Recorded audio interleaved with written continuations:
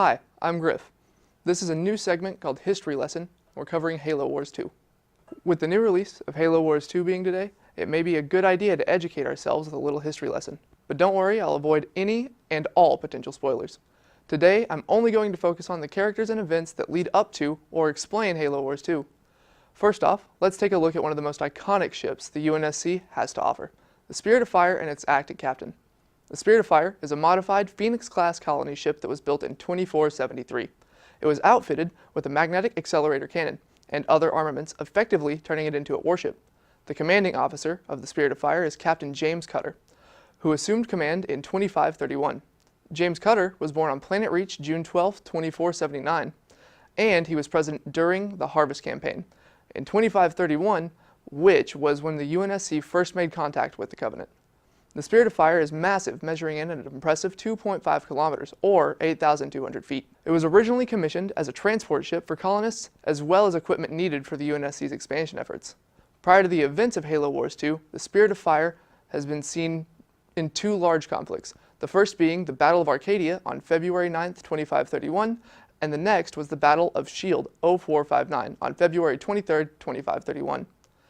During the Battle of Shield 0459, the Spirit of Fire was stripped of the reactor that powered the Shah Fujikawa Trans-Light engine, and it was detonated inside the artificial sun, effectively destroying the Shield world and all the flood on it. The Spirit of Fire was officially declared lost with all hands on February 10, 2534. Now the Spirit of Fire is pretty cool, but let's not forget the other end of our conflict in Halo Wars 2, the Banished.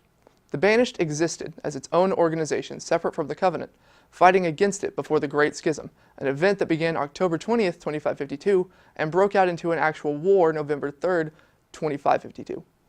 At some point during or before the Reclamation, the Banished arrived at Installation 00, better known as the Ark, where in 2559 they were encountered by the crew of the Spirit of Fire.